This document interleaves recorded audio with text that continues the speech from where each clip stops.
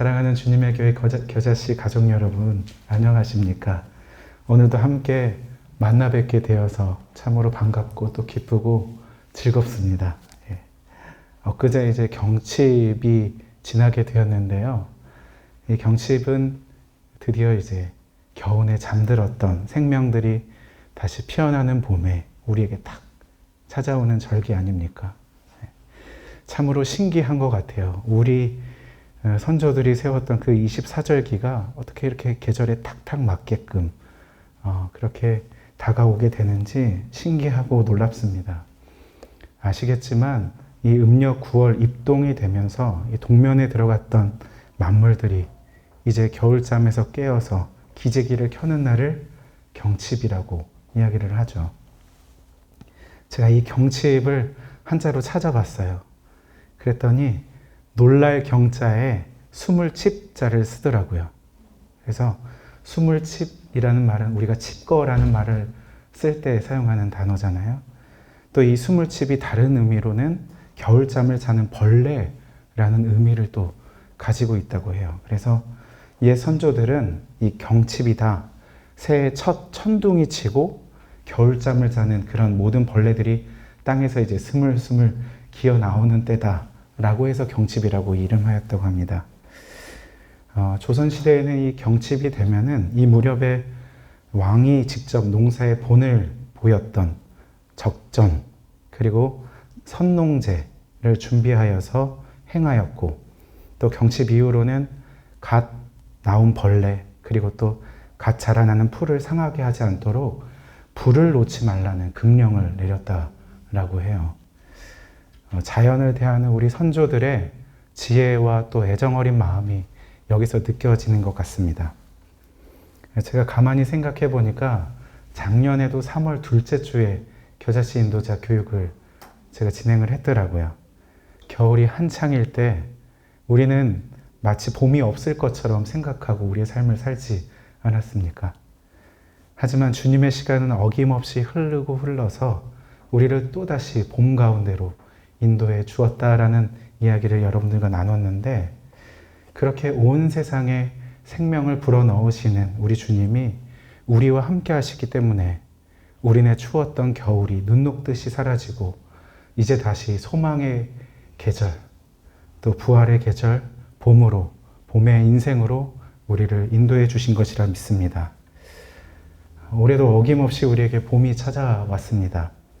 이제 조금씩 코로나의 그늘들이 사라져 가고 있는데, 그동안 이 동면에서 잠자고 있던 우리의 영혼도 깨어나야 되지 않겠습니까? 우리의 영혼을 깨우시고 우리의 마음을 하나로 모으셔서 하나가 되는 자리에 여러분들 열심히 임해 주시기 바랍니다. 그렇게 겨자씨와 함께 생명의 좋은 소식들을 나누면서 더 풍성해지는 이번 한 학기가 되길 간절히 소원합니다. 오늘 우리 겨자씨 가족들과 함께 생각해 보려는 말씀은 여호수아 20장 1절로 9절까지의 말씀으로, 메시지 제목은 피난처 되시는 주 하나님입니다. 여호수아 19장까지 말씀으로 이제 가나안 땅 정복과 분배가 일단락되었습니다.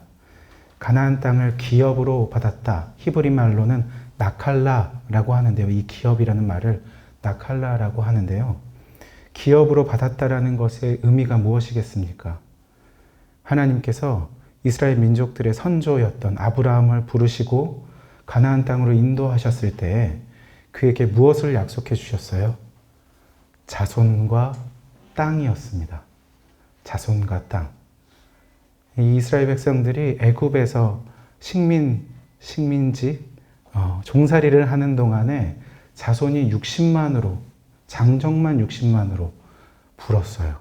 대단한 큰 민족을 이루게 되었던 것이죠. 애굽에서도 위협이라고 느낄 정도로 큰 민족이 이루어졌던 거예요. 그런데 아직 무엇이 이루어지지 않았습니까? 땅에 대한 약속은 이루어지지 않았는데 그것이 이제 여호수아 때 이루어지게 되었다라는 것을 의미하는 것이죠. 그러하기에 이 하나님께서 주신 기업, 나칼라를 받았다라는 것은 이스라엘 각 지파가 이제는 주께서 맡겨주신 이 기업을 더욱 소중하게 경영하고 또 책임감 있게 관리를 해야 된다라는 것을 의미하는 것입니다. 이와 같은 말씀들이 쭉 기록된 이후에 등장하는 본문이 바로 오늘 여호수아 20장 말씀인데요. 하나님께서는 이제 가나안 정복 전쟁을 다 마치고 땅을 골고루 분배한 이스라엘 12지파에게 도피성을 지정하여 세우라 라고 말씀하고 계신 것입니다. 1절로 3절까지의 말씀입니다. 여호와께서 여호수아에게 말씀하여 이르시되 이스라엘 자손에게 말하여 이르기를 내가 모세를 통하여 너희에게 말한 도피성들을 너희를 위해 정하여 부지 중에 실수로 사람을 죽인 자를 그리로 도망하게 하라. 이는 너희를 위해 피의 보복자를 피할 곳이니라. 아멘. 이 도피성이라는 것은 부지 중에 실수로 살인을 한 사람이 피의 보복자에 의해서 살인당하지 않도록 주께서 마련해 주신 최소한의 안전장치입니다. 그런데 여러분, 여기서 중요한 말이 무엇입니까? 부지 중에 실수로 라는 말이에요. 부지 중에 실수로. 검은 마음으로 일을 꾸며서 의도적인 살인을 한 경우에는 해당되지 않는다 라는 것이죠. 사실 고대 근동 지방에는 눈에는 눈, 이에는 이로 알려져 있는 함무라비 법정과 같은 동태복습법이 매우 일반적이었습니다. 피해자가 가해자에게 동일한 보복을 행하게끔 허용해 주었던 것인데요. 그런데 여러분, 보복을 하고 또 복수를 하고 나면 그 전과 같이 모든 것이 다 회복될 수 있는 것입니까? 재물이나 재산에 대해서는 아주 깨끗하지는 않더라도 어느 정도는 납득할 수 있겠죠. 그런데 사람의 생명이면 이야기가 달라지는 것입니다. 내 아이가 죽었다고 남의 아이를 죽이면 내 마음이 다 한 번에 치유가 될 수 있습니까? 이게 납득이 가능한 이야기입니까? 결코 그렇지 않습니다. 모든 생명의 주권자 되신 우리 하나님께서는 이와 같이 증오와 미움의 싹을 잘라 피해 복수를 막고 계시는 것입니다. 그리하여서 가해자의 생명뿐만 아니라, 표면적으로 드러나는 이 가해자의 생명뿐만 아니라 보복심과 적개심으로 말미암아 눈이 멀고 피와 사망에 우리의 마음이 잠식돼 버릴 수 있는 이 피해자 속에 깃들어 있는 생명력까지도 우리 하나님이 보호하시고 지켜주신다라는 것이죠. 이 제도가 바로 도피성인 것입니다. 우선 부지 중에 실수로 살인을 범한 사람이 어떻게 해야 합니까? 무고한 희생이 일어난 뒤에 그 사람은 살기 위해서 도피성으로 급히 도망가야 합니다. 그리고 성문 어귀에 서서 그 성의 장로들에게 자신의 사고 경위에 대해서 낱낱이 숨김없이 고해야 합니다. 이때 장로들은 이 살인자의 이야기를 듣고 이 도피성에 합당한 사람이라고 판단이 되어지면 성 안으로 받아들여서 피해 보복자들로부터 숨겨주어야 하고 그가 있을 곳들을 마련해 주어야 합니다. 그리고 그와 더불어 함께 살아가야 하는 것이죠. 그렇다고 부지 중에 실수로 살인하여서 도피성에 살아가게 된 사람이 평생 동안 앞으로도 계속해서 쭉 도피성에만 머물러 있어야 된다라고 말씀하시지 않습니다. 말씀은 도피성에 있던 사람이 이 공동체 속으로 복귀할 수 있는 그런 경우에 대해서도 알려주고 계신데요. 여호수아 20장 6절 말씀입니다. 그 살인자는 회중 앞에 서서 재판을 받기까지 또는 그 당시 대제사장이 죽기까지 그 성읍에 거주하다가 그 후에 그 살인자는 그 성읍 곧 자기가 도망하여 나온 자기 성읍 자기 집으로 돌아갈지니라 하라 하시니라. 아멘. 살인자가 본래 자기의 집과 자기 지파 공동체로 복귀할 수 있었던 경우는 회중 앞에서 재판을 받아 사면되는 경우 또는 그 당시에 대제사장이 죽는 경우였습니다. 대제사장의 죽음으로 사면이 되었다라는 조항을 두었다라는 것이 참으로 기가 막히더라고요. 여러분, 이것이 무엇을 의미하는 줄 아십니까?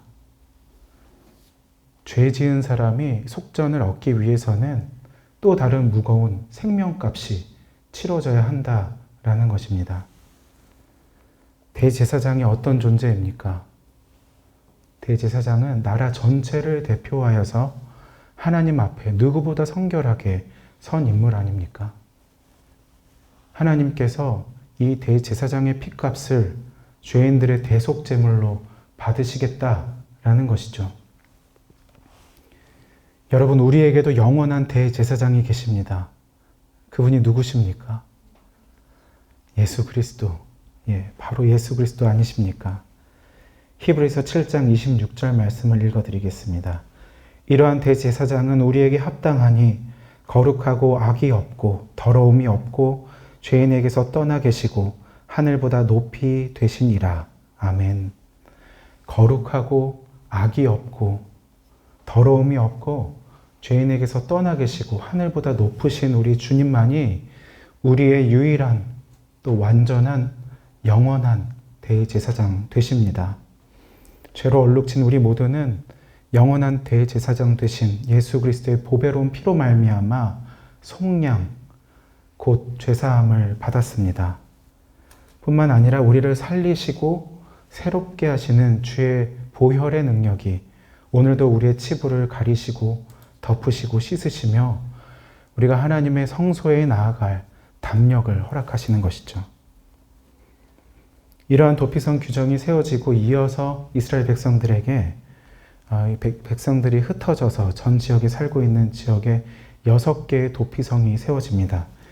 여러분들 나눠드린 그런 지도를 한번 보시겠어요? 눈으로 한번 따라와 보시겠어요? 먼저 요단 서편입니다. 위에서부터 납달리 산지 갈릴리 게데스 보이십니까? 네.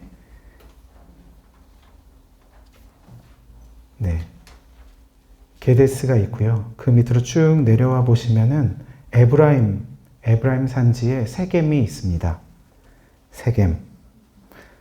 지금은 므낫세 지역으로 이렇게 되어 있지만 사실은 이때 당시 경계는 그렇게 명확하지 않았거든요. 그리고 이 지도는 아마도 이 후기에 처음 이렇게 분배했을 때 말고 후기의 지도로 보여지는데요. 아무튼 이 정도 위치에 있다라는 것 정도 보시면 좋을 것 같아요. 에브라임 산지에 세겜이 있었고 밑으로 쭉 내려와 보시면 유다 글씨 바로 밑에 헤브론이라고 있죠. 기럇 아르바, 다른 말로 헤브론이 있습니다. 그리고 요단 동편을 보시겠어요?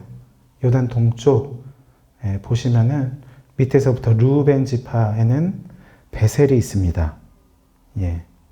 여기는 평지 광야에 위치했다라고 하는데 베셀이 있고, 그리고 갓지파 위로 조금 더 올라가다 보면은 길랏 라못이 있습니다. 그렇죠. 처음에 땅을 분배했을 때 갓지파가 이 야르묵강까지 포함을 했거든요. 그래서 길랏 라못이 갓지파의 땅 중에 있었다라고 이야기하고 있는 것이고, 그리고 더 조금만 더 올라가 보면 므낫세 지파 안에 바산 골란이 있습니다. 이렇게 6곳을 도피성으로 세우셨던 거예요. 이것은 이스라엘 어느 지역에서도 하루 만에 닿을 수 있는 그런 지역이었다라고 합니다. 그러니까 거의 모든 지역의 나름 중심의 위치에 있어서 모든 사람들이 이곳을 기억하고 바라볼 수 있게 하였다. 인지할 수 있게 하였다라는 것입니다. 여러분, 이것이 무엇을 의미합니까? 우리는 연약하여서 날마다 넘어질 수밖에 없기에, 실수할 수밖에 없기에 주님의 은총과 사랑을 날마다 기억해야 한다라는 것입니다. 또한 이와 같은 도피성 규정은 이스라엘 백성들에게만 주어졌습니까? 그렇지 않았습니다.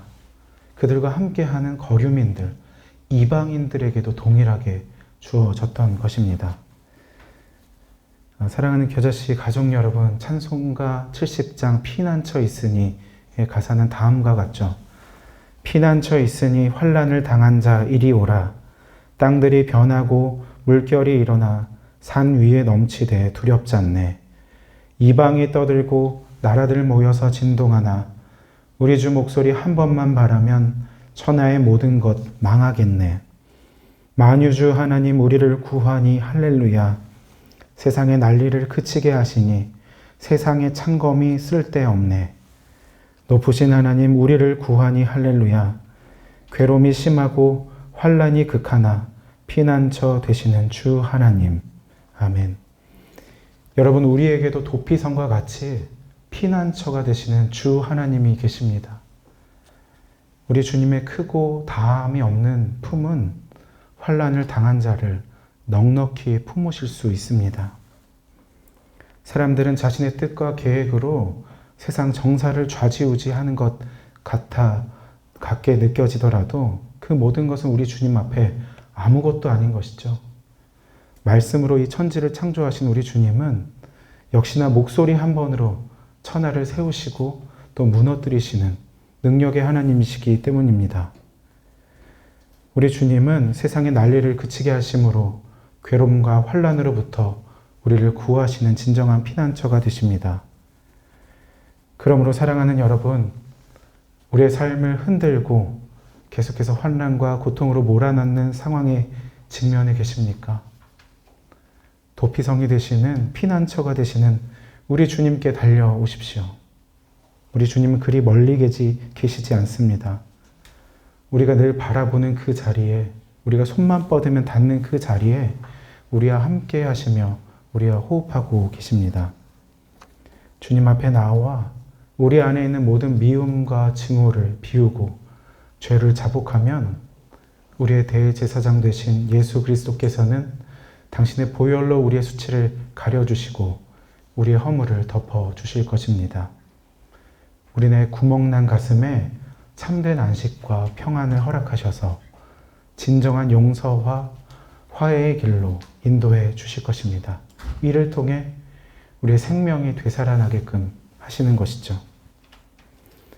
제가 앞서 경칩을 언급하면서 갓 나온 벌레 하나도 또 갓 나온 갓자란 풀 한 포기도 우리 선조가 그렇게 아끼고 사랑했다. 그런 지혜의 마음 또 사랑의 마음을 나눴는데 봄을 시작하는 우리 안에 이 작고 연약한 모든 생명들을 소중히 여길 수 있는 해안이 있기를 원합니다. 또 모두와 더불어 살아갈 줄 아는 주님을 닮은 사랑이 우리 안에 있기를 원합니다. 이 모든 것은 우리의 삶의 방향타를 우리 주님이 잡으실 때 가능한 일입니다. 주께서 우리의 주권을 온전히 받으실 때에 연약한 우리의 피난처가 되시는 주님께로 우리는 날마다 다름질할 수 있을 것입니다. 부디 삶을 나누는 우리 모두가 서로 품고 사랑으로 용납하는 도피성 같은 아름다운 공동체로 세워져 가시길, 그 놀라운 주님의 사랑 안에서 기쁨과 활력을 경험하는 우리 주님의 교회 모든 겨자씨 가족 되시길 주님의 이름으로 축원합니다. 아멘.